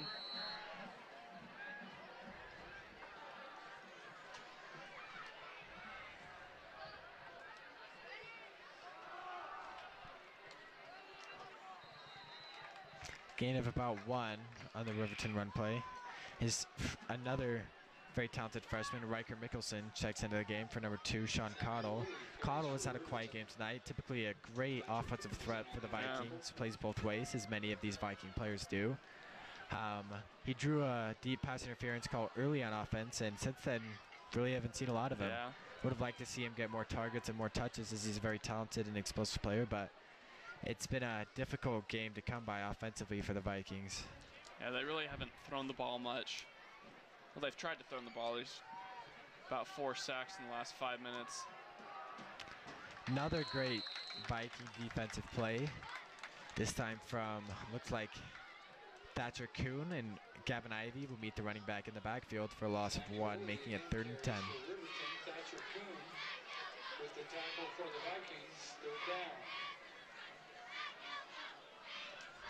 Something about defensive end Thatcher Kuhn. Typically, I feel like you don't call defensive ends numbers a lot, except for sacks maybe. But it seems like Thatcher Kuhn is all over the field getting tackles. One of the Vikings' leading tacklers is Riverton will break a very long scramble for a touchdown. Late flag comes in. I believe it'll be after the play, though. This backup quarterback for Riverton has looked very impressive. Yeah, he's very shifty. He's very shifty, very fast in the open field, and that's a great scramble there to step up in the pocket and just take off downfield, breaking a couple tackles, making a couple men miss, and finding the end zone. Speaking of Thatcher Kuhn, I tried to make a play on that. From my perspective, he was getting held. Yeah, I saw that as well. Looked like it looked like the entire crowd you can saw maybe it too. Call a couple of holdings on that play, but you don't see everything. And it doesn't help that the Vikings are down 16 at this point. Yes, it does not help.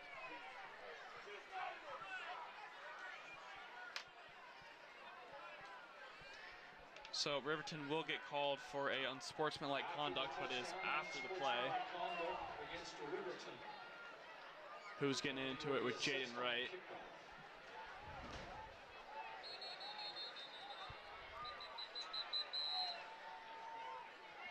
Timeout Riverton.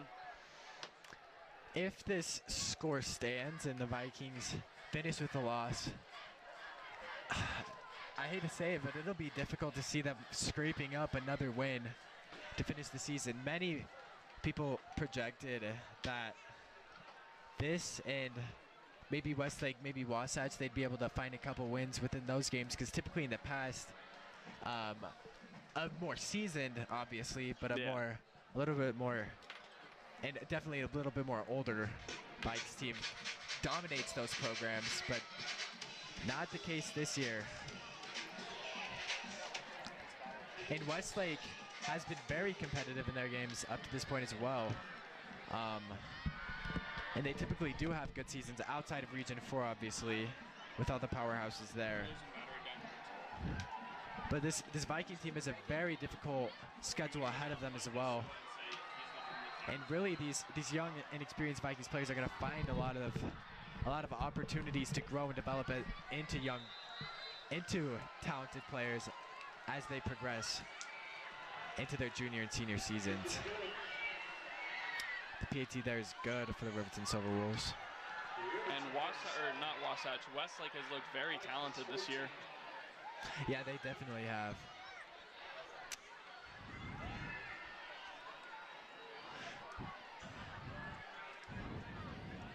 Next week, the Vikings play, I believe, Lone Peak for their region opener. Lone Peak always has a great defense, very well coached. Don't have the offense that they used to in years past, but they're always a talented game, and that's usually it doesn't really matter who's on the team. I feel like the Lone Peak Pleasant Grove football game is always competitive. Yeah. I mean, Lone Peak seems like always wins. They've won 12 in a row. Yeah, but it's decently close every time. I mean, really, the past 4 years, it's been decided by like 14 points or less. Yeah. So, we'll be looking forward to watching that matchup, and that game is, I believe, is followed by the Viking homecoming game at home against Westlake. which also should be a great game. Westlake looks great this year.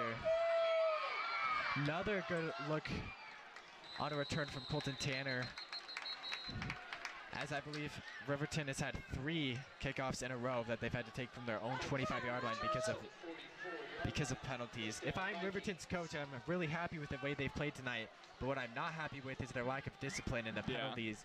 They've had a lot of penalties and a lot of unsportsmanlikes. Yeah, absolutely. They've looked sloppy in that department for sure, which in this game hasn't turned out to make a big difference, but in closer games that can make a huge difference. Yeah, it really can.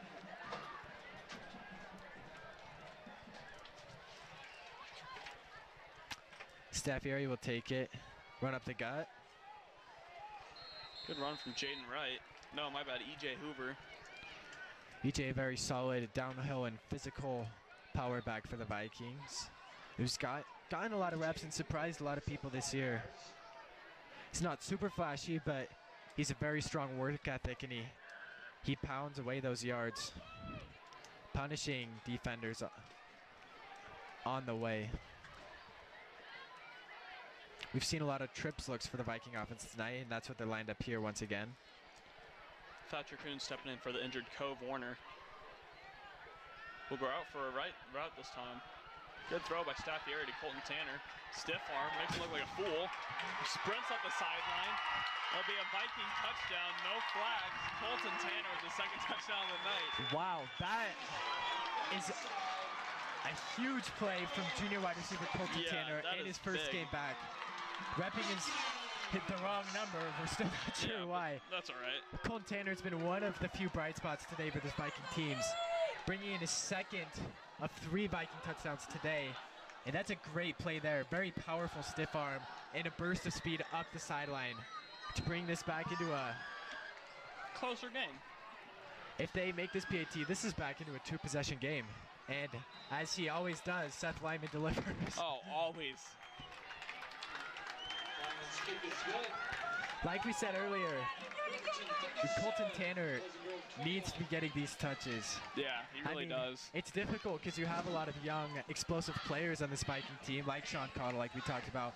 But when he's on a roll, you just got to keep feeding him in any way you can. I mean, screens, you can line him up in the slot outside. Very dynamic player. And I'd love to see if the Vikings get another opportunity, which they should, with 6 minutes left in the game. Yeah, it's not over yet. Yeah, I mean, it's a 2-score game. You got 2 timeouts left. I would look for the Vikings to try an onside kick here. But I could justify them kicking it deep, too. Their defense has, for the most part, performed pretty well, especially on a long field against this Riverton offense. But Seth Lyman is a very dangerous onside kicker. He is. Yeah, he gets a great bounce on that. He's been the Vikings kicker for about 3 years, so we've got a lot of good looks at him. Rarely misses the place that he wants to. It looks like he's going to kick this one deep, though.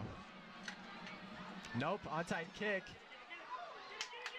Not a great bounce there. Unfortunately, not a great bounce, no. Good design, but no Viking players really went for the ball. Ethan Vernon recovers the onside kick for Riverton. They'll get the ball at their own 49-yard line.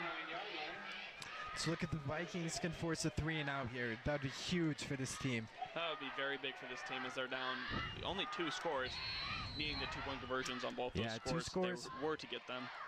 2 scores in just under 7 minutes, though. That's not unheard of, especially with the explosive wide receiver Colton Tanner on the role that he's on right now. We'll see if Sean Cottle will play offense next round, next drive. As expected, the Riverton Silverwolves will run up the middle. They'll be met right at the line of scrimmage by a swarm of Vikings. I still can't get over that stiff arm, though, from Colton Tanner. Oh, that was Derrick Henry-esque. No, I wish we had a camera over there. That was so cool. I mean, it might have been there. Second string cornerback, but it's still very unfortunate. You never want to have that happen to you. We wish the best for Riverton starter. Yeah. Riverton lined up in the spread. Outside run with a burst. Good run there for the Silverwolves.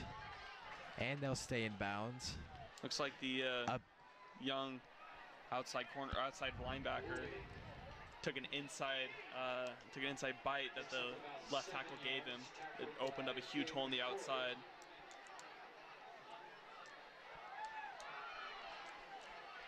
Huge 3rd and 2 here. This really could decide the game. If Riverton gets this first down, it's hard to see the Vikings coming back down 2 scores with about 5 minutes left. They do still have 2 timeouts left. And I like the decision not to use them just yet. Yeah, I like the fact that Coach Walkenhorst has been patient with them. Good tackle by Thatcher Kuhn.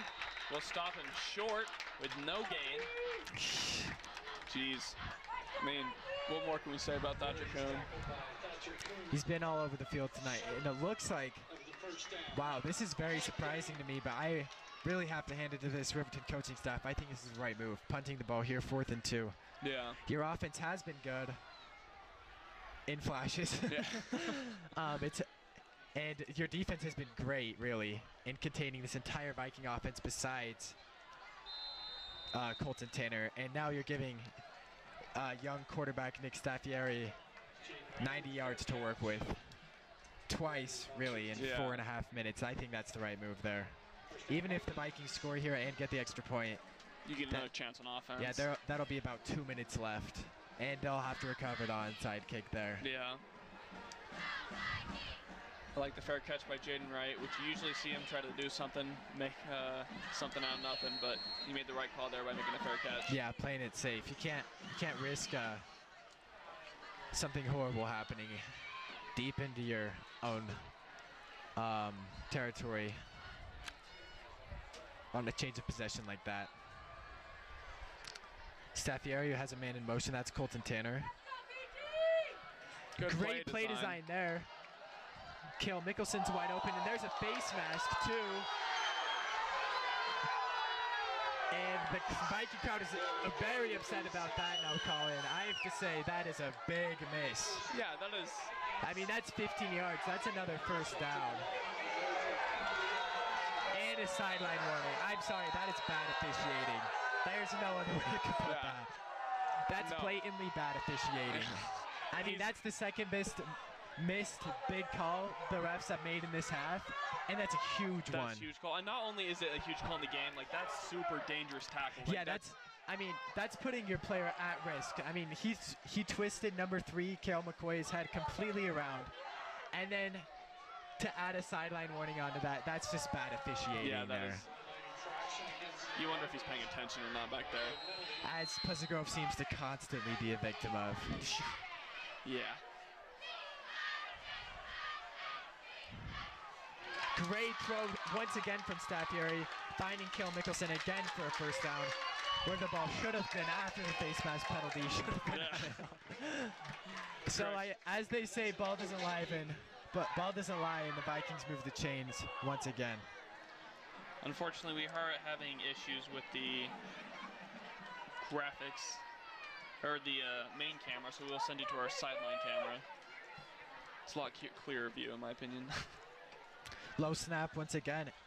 Ooh, dropped pass there from Kale Mickelson. Kale McCoy. I'm sorry, Kale McCoy. God, I wish we had Kale Mickelson. That'd be a fun game to watch. For those of you who don't know, Kale Mickelson was a receiver for about a year. He was a receiver here for a year, only played 1 year, and after a sensational senior year, he received a preferred walk-on, and he'll try to take his football talents to BYU.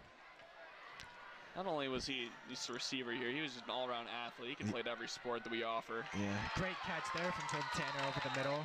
Staffieri's been on fire on this drive, and what I've been impressed too is how quickly they've gotten the ball out. Yeah. He's really been drop back, one step, release on the dart. That's really the only option they've had tonight, though. They're sending so many blitzers every single down. The Silver Wolves continue to bring pressure, bringing only 4 on this play. Another pass open over the middle. Colton Tanner with another dangerous stiff arm. This time only for about 4 yards. Corralled. Tanner just wants to make a big play. He looks shaken up on the play. And he'll have to step off. His stiff arm has been lethal today, but it is worth noting that he has struggled with a serious shoulder injury all season. Maybe not the smartest move. Yeah. Unless it's a 110-pound cornerback that he was dealing with earlier. See, the clock is already down to 2:40 though. Great gain of tackle, only keep him 2. on bounds. Yeah.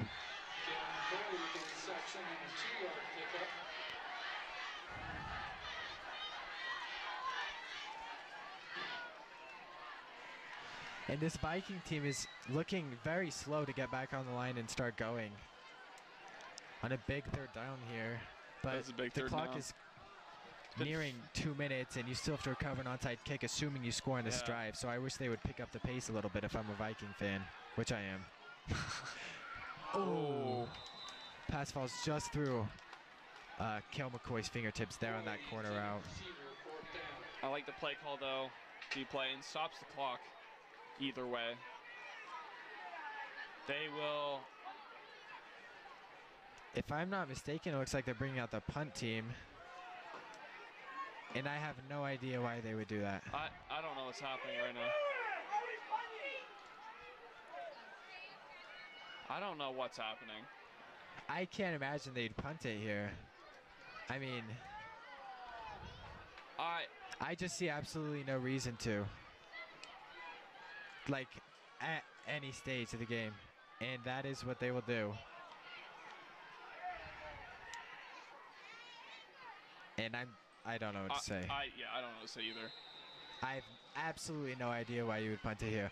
I feel like this Vikings coaching staff has been very good this season, but that is a play I just can't justify. I mean, you're down 16. That's 2 possessions tops. You have the ball 4th and manageable, very manageable, it's only 4th and like 5. At midfield, very late in the game. I mean, what's the worst that happens? You give the ball away and you lose. Yeah. That's just a sign of giving up. Yeah. Oh, man. Anyways, the Riverton offense will take over at the 20-yard line. I don't know. The quarterback met at the line of scrimmage, and it's safe to say this game is over. I mean, I don't know what else you can even say. I can't imagine they'd use their timeouts at this point. There's really no reason to. After giving literally giving the ball back to them. I'm not talking like going for it on 4th and long or like throwing a pick. Like you're purposely giving the ball back to the other team when the game was within reach. It's a difference of like, I don't know, like 25 yards, 30 yards. Someone's got to help me see through this. I don't understand. I genuinely cannot comprehend that call. And with your backup punter too, it's not even your starter. Yeah. I do believe I saw Gabe McCoy getting stretched out earlier. Maybe he was hurt. But still, that doesn't justify why they were punting. That's even less of a reason to punt. With your starting punter hurt, you'd think, oh, well, we'll just go for it. It's Riverton chants, "This is our house." After their first win in about 5 years against the Vikings. Always good to see a young, talented program like Riverton's get on their feet and get some big wins like they have tonight. They've looked very impressive tonight. They have looked impressive. They're in probably the 2nd best division in high school 6A football as well, facing Harriman, East, and Bingham week to week, who are all very respectable programs. Great run here from the backup quarterback, who's looked absolutely sensational on the ground, and a very smart play to take the slide right there, as I believe they'll just let this clock run out. So a great quality win for Riverton, and the Vikings struggle once again with this young team. Again, it's hard to fault them, but I still can't get over the fact that they would punt the ball with 2 minutes left. The clock will wind down. The final score is the Riverton Silver Wolves 37 and the Pleasant Grove Vikings 21. And it's hard as a Vikings fan not to give the player of the game award to Colton Tanner. He had a sensational game. Coming off a big injury, almost a career-defining injury. Yeah, taken off on a stretcher. You don't see very many people bounce like that as quickly as he did. Well, we'd like to wrap up this game. Unfortunately, we'd love to stay here longer with you guys, but we are going to have to head out. Thank you so much for tuning into this broadcast. We appreciate all of you for tuning in. It means a lot to us. Tune in next week for the broadcast against Lone Peak, and see you then. Thanks for tuning in.